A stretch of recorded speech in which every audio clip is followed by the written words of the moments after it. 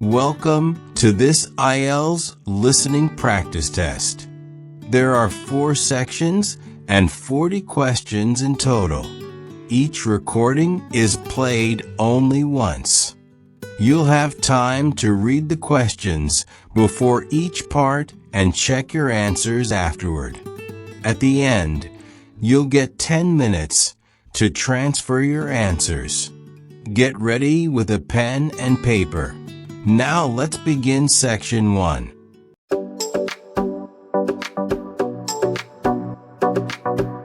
Part 1, you will hear John and Angela discussing the children's school options. First, you will have some time to look at questions 1 to 6.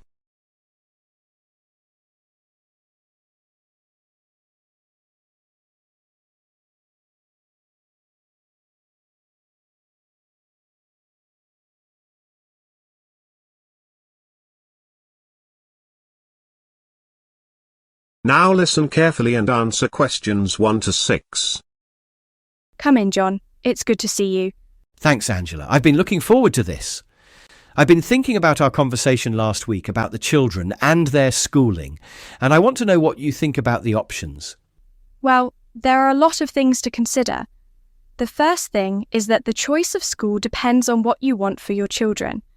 So, why don't you tell me what you're thinking? Well, I'm thinking about sending my daughter to a private school. I've read that they have better facilities, and the quality of the teaching is supposed to be good too. Yes, that's true. But there are other things to consider as well. For example, the curriculum in private schools is quite different from the curriculum in public schools. What do you mean? Well, private schools tend to focus more on subjects like maths and science, and they also offer a lot of extracurricular activities, like music and drama. Public schools, on the other hand, offer a more balanced curriculum, with a wider range of subjects. I see. That's something to think about. What about the cost? I've heard that private schools can be quite expensive. Yes, that's true. Private schools can be very expensive, but there are some that offer scholarships or financial aid. It's worth looking into. OK, I'll do that. What about class sizes? I've heard that private schools have smaller class sizes. Yes, that's generally true. Private schools tend to have smaller class sizes, which means that students get more individual attention from teachers. Public schools, on the other hand, tend to have larger class sizes, but they also have more resources and support for students who need it. That's good to know. What about the teachers? Are they better in private schools? Not necessarily. There are good teachers in both private and public schools. It really depends on the individual school and the teachers themselves. OK, that makes sense. What about the social aspect? I've heard that private schools can be quite competitive. Yes, that's true. Private schools can be quite competitive, but they also offer a lot of opportunities for students to get involved in extracurricular activities and make friends. Public schools, on the other hand, tend to be more diverse, with students from a wide range of backgrounds. That's something to think about. Before you hear the rest of the conversation, you'll have some time to look at questions 7 to 10.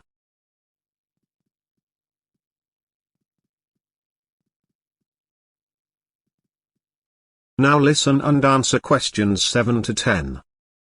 What about the location? Is it better to send my daughter to a school that's close to home? Yes, that's definitely something to consider. It's important for your daughter to be able to get to and from school easily, and it's also important for you to be able to get to the school if you need to. OK, I'll keep that in mind. What about the reputation of the school? Is that important? Yes, that's definitely something to consider. It's important to choose a school that has a good reputation, both academically and socially. OK, I'll do some research on that. What about the size of the school? Is it better to send my daughter to a small school or a large school? That really depends on your daughter and what she's comfortable with. Some children do better in small schools where they can get more individual attention, while others do better in large schools where there are more opportunities for socialising and extracurricular activities. OK, that's good to know. Thanks for your help, Angela. You've given me a lot to think about. You're welcome, John. I'm glad I could help. Good luck with your decision.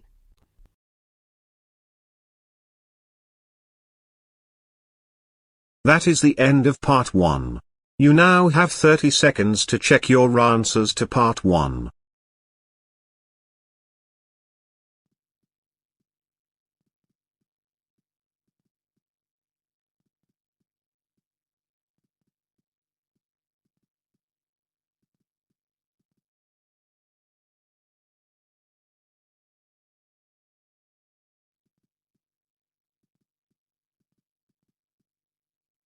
Part 2. You will hear a woman giving a talk about the impact of climate change on agriculture. First, you will have some time to look at questions 11 to 13.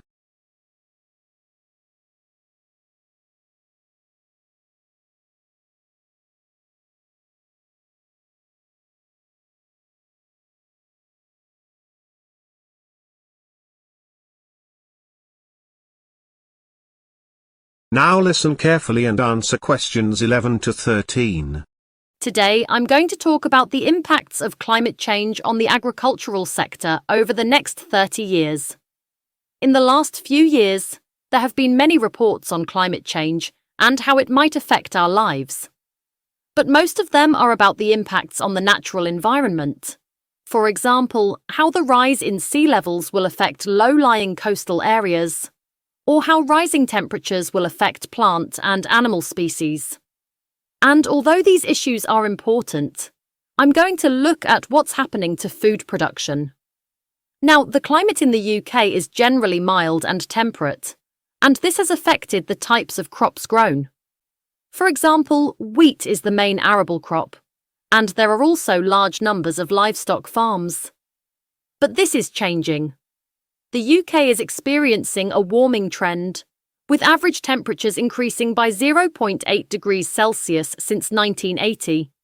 And this trend is expected to continue with a predicted rise of between 1.1 and 5.8 degrees Celsius by 2050. This might not sound like very much, but it can have a significant effect on food production. For example, farmers are now able to grow crops that used to be grown further south. So there are now commercial vineyards in the south of England, and some of these produce very good quality wines. And this trend is likely to continue. Before you hear the rest of the talk, you'll have some time to look at questions 14 to 20.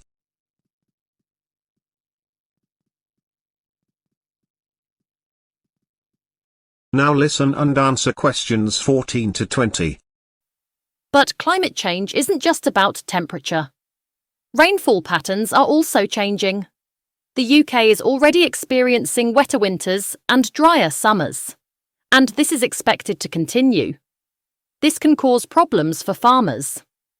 For example, some areas have experienced summer droughts, and this has affected the yield of crops like wheat and barley. This is a particular problem for farmers who grow crops on light, sandy soils, which don't retain moisture very well. But it's not all bad news. Farmers can now grow crops like sunflowers and soya beans, which were previously unsuitable for the British climate. And the growing season is longer, so farmers can grow more food crops, which means they can make more money. However, there are some problems that farmers can't do much about. For example, the increase in rainfall has led to a rise in the number of floods, and this has affected food production. In fact, flooding is now one of the biggest risks to farming in the UK. Now, the amount of water that farmers use is also changing. In the past, water was used mainly for livestock, but now it's used more for irrigating crops. And this is putting pressure on water resources. In fact, the amount of water used for irrigation has increased by 90% since 1990, and this is expected to continue as the climate gets warmer and drier. So, what can farmers do to adapt to these changes? Well, there are a number of things they can do. For example, they can plant different crops that are more suited to the changing climate, or they can change the way they manage their land. They can also use different types of technology, such as precision farming, which can help them to use water more efficiently. But these changes can be expensive, and not all farmers can afford to make them. So, it's important that the government provides support for farmers to help them adapt to climate change. Now, one of the most important things that farmers can do is to improve the quality of their soil. Healthy soil is essential for growing crops, and it can also help to reduce the impacts of climate change. For example, healthy soil can retain more water, which can help to reduce the risk of droughts. It can also help to reduce the risk of floods, as it can absorb more water when it rains.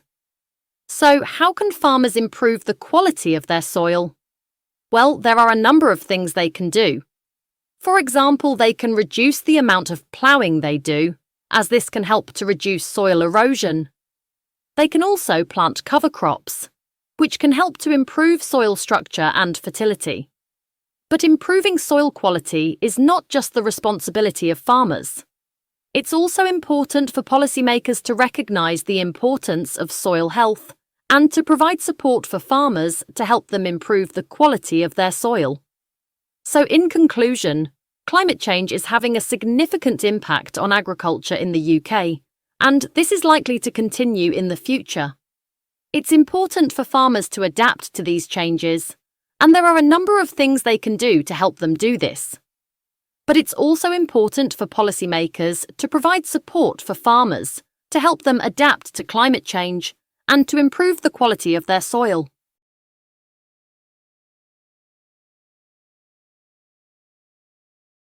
That is the end of part 2. You now have 30 seconds to check your answers to part 2.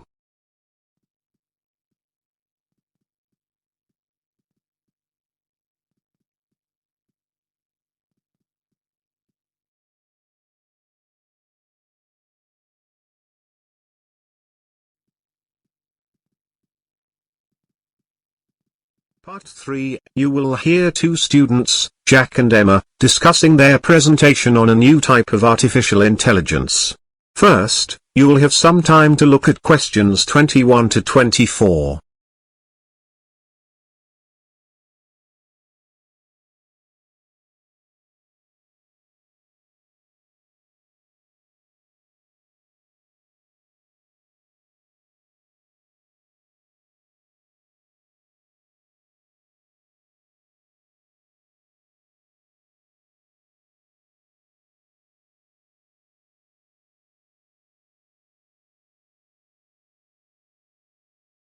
Now listen carefully and answer questions 21 to 24. So, Jack, shall we go through the possible topics for our presentation on science and technology and see what we think? Yeah, we've got to choose something the whole class is interested in, so that's a few people. What did you think of artificial intelligence? I think it's pretty difficult to make it interesting. I'd have thought the class would find the topic on robots interesting. I think it would be hard to get enough information together in the time available. I agree. What about cloning? I think it would be hard to make a well-organised presentation. We'd have a lot of material, but we'd have to plan it very carefully. Yes, that's true. It wouldn't be easy to keep the class focused on what we were saying. What about genetics then? I think the class would find it a bit boring. I think we'd find it quite difficult to understand too. Why don't we choose a new type of artificial intelligence? I think it would be really interesting. Yes, I'd be interested in that too. It would be easy to organise the presentation, and I think the class would find it interesting too. Okay, let's do that then. I think we should also end with the ethical issues. Right. Let's make a list of the topics we need to cover. Okay. Well, I suppose we better start with the definition and a bit of history. I can do that. Okay. Then we need to talk about how it works, and I'm not sure how to explain that. Do you want me to do it? No, I'll do it. That's fine. Then you can talk about the benefits of this new type of AI. Okay, I can do that. Do you want to talk about ethical issues? I'm not sure. I think it's going to be quite difficult. I'll do it then. I think it will be easier for me to understand than the benefits. Okay, thanks. Right, I'm off to the library. I want to get some books on this new type of AI. I don't think we need to get any books. I'm sure we'll be able to get all the information we need from the internet. I don't think that's a good idea. I think it would be better to use books. I don't agree. I think the information in books will be out of date, and I think it will take longer to find the information we need. I suppose you're right. We can always get some books later if we need to. Before you hear the rest of the conversation, you'll have some time to look at questions 25 to 30.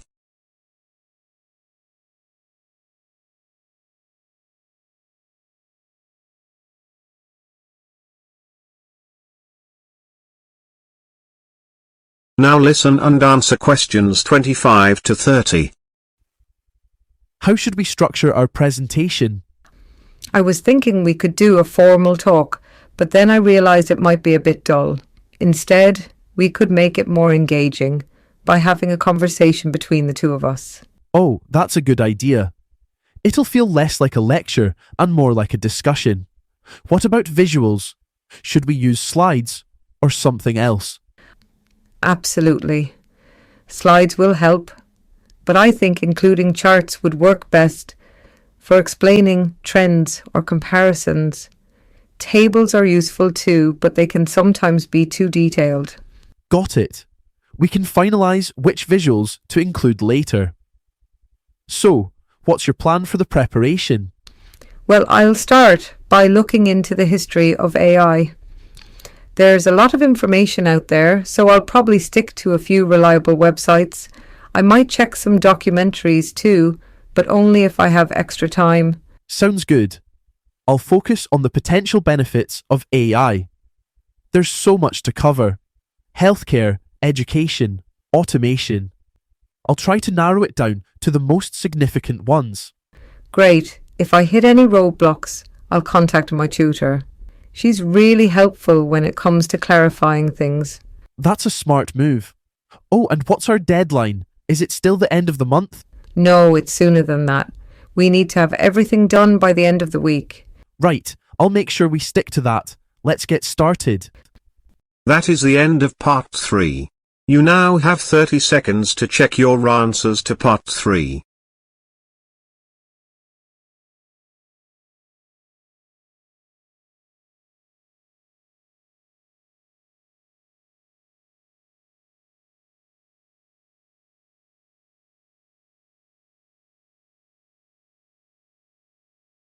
You will hear a man giving a talk about problems in the workplace, and some solutions. First, you will have some time to look at questions 31 to 40.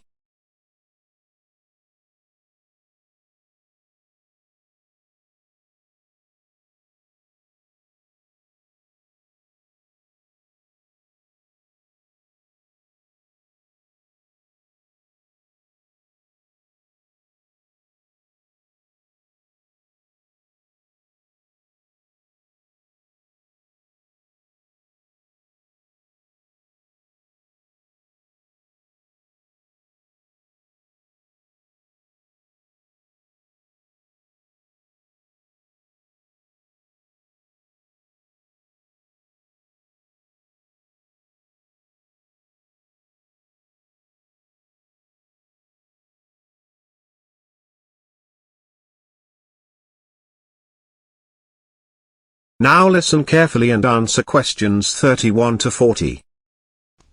In this lecture, I'm going to continue our work on management in the workplace by looking at what can go wrong when a team tries to deal with a problem at work.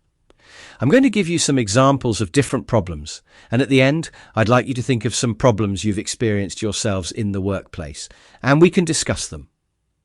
Okay, so here's a common problem that can arise. Individual team members don't accept that they're responsible for problems that arise. They say things like, "Oh, it wasn't me who made that mistake," or "Nothing to do with me, I'm afraid." So why is it that some people avoid taking responsibility for their mistakes? Often it's because they're afraid. They fear losing their job, or getting a reprimand from their boss, or even being demoted. These are all common fears, and they can have a negative effect on the whole team. Another problem is when people just don't get on with each other. People have very different personalities, and for some reason they just can't work together. This may be because their ideas about what's important at work are different. Maybe they have different attitudes towards how to do a job, or how to spend their time, or how to prioritize tasks, or maybe they just don't like each other. When this happens, it's important to find a way to overcome the problem before it affects the whole team. Another problem is when team members don't share information with each other.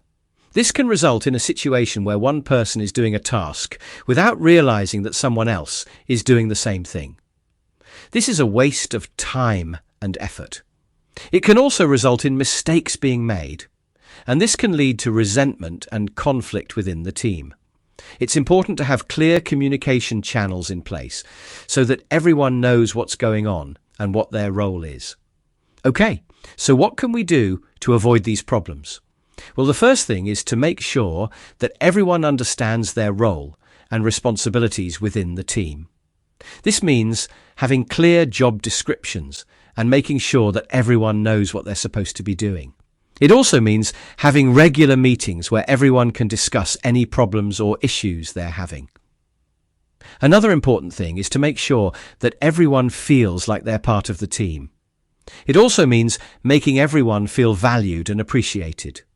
This means recognizing people's achievements and contributions, and making sure it also means dealing with any conflicts or issues that arise quickly and fairly. Finally, it's important to have a positive team culture.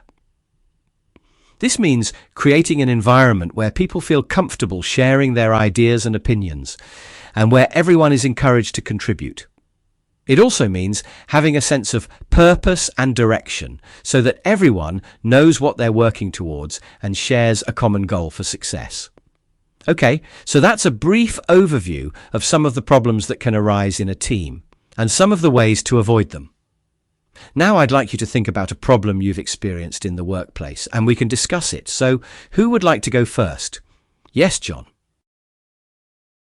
That is the end of part 4. You now have 30 seconds to check your answers to part 4.